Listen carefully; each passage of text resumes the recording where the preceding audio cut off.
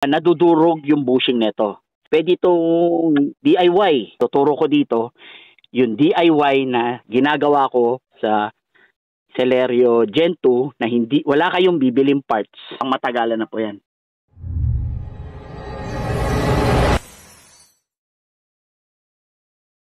Hello guys, welcome back to our channel. Suzuki Celerio CVT. So, ang problem, ito yung common problem pag CVT, nadudurog yung bushing nito sa shifter cable yan. So, nadurog yan, hindi mo na masiship ang inyong sasakyan. So, hindi ka na makakaalis.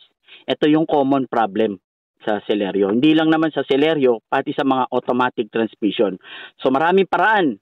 Pwede itong DIY.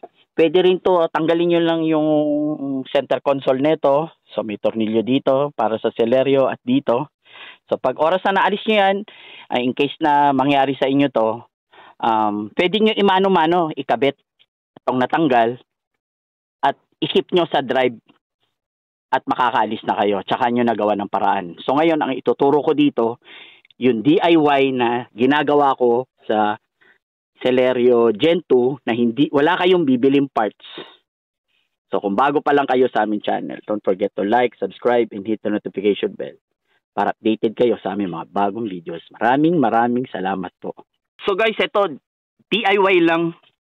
Napakadali. Pwede nga dito yung maliit na, maraming klaseng DIY dito. Maliit na cable tie. Dito lagyan mo lang maliit na cable tie, pansamatagal na yan. So dito sa Celerio na to, ang gagawin ko ay maglalagay ako ng bushing dito, sapi. So ito lang yung mga nakakalat-kalat dito sa aming shop. So ito rubber. Any rubber na may papasok nyo dito ay pwede. Yan, ito rubber lang to. Hindi ko alam kung anong rubber to. Basta nakita ko lang nakakalat dito. Basura lang to eh. Para maiwasan yung galaw. Yan, gumagalaw kasi yan. Pwede rin yung mga hose, fuel hose, gumagamit din ako doon, nagugupit, nagsasapi. So, para hindi na maalis. So, pag nasiraan kayo, ang mahal ng singil dito. Marami nang tumatawag sa akin, nasisiraan. Tapos, ang gastos nila, singil daw, 1.5, yan. So, ito, nilalagyan natin ng sapi. Para iwas galaw. So ito nga lang itong rubber na to, hindi na siya aalis oh. Pansinin niyo po. Rubber pa lang yan. Ayan po, nakita nyo. Rubber, hindi na siya umaalis, pwede na yung ma-ship. Pero, pag gumagawa ko, nakita nyo yung butas na yan, naglalagay ako ng maliit na screw. Yan. Talagang pang sa matagal na po yan. Ito. So, ito yung screw na maliit. So, pinutulan namin. Tapos, kumuha ko washer. Yan yung pinaka-washer niya para di siya madiskaril. May butas siya sa gitna. Natutong ako. May butas siya sa gitna na pwede lagyan.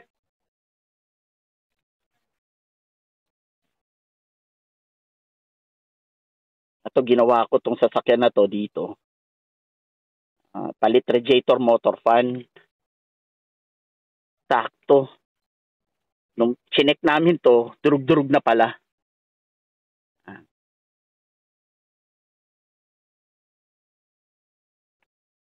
Yan. Kasya yan, oh. Basta yung maliit dito, huwag kayo gagamit ng mas malaki kasi pwede mabasag.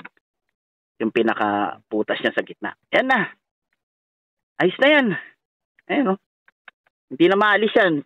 May bushing na tayo nilagay na rubber. May safety lock pa tayo para hindi maalis.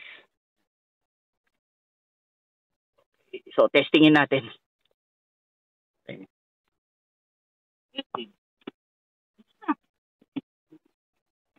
Reverse, neutral, drive. Smooth. Smooth na smooth. Ayan, para makita nyo smooth. Walang ka-hassle mag-cambio. So, moving. Kaya importante maglalagay kayo ng goma. Pero sa mga DIY, yung instant lang, pwedeng cable tie na maliit. Makakauwi kayo. Marami na sa akin tumatawag.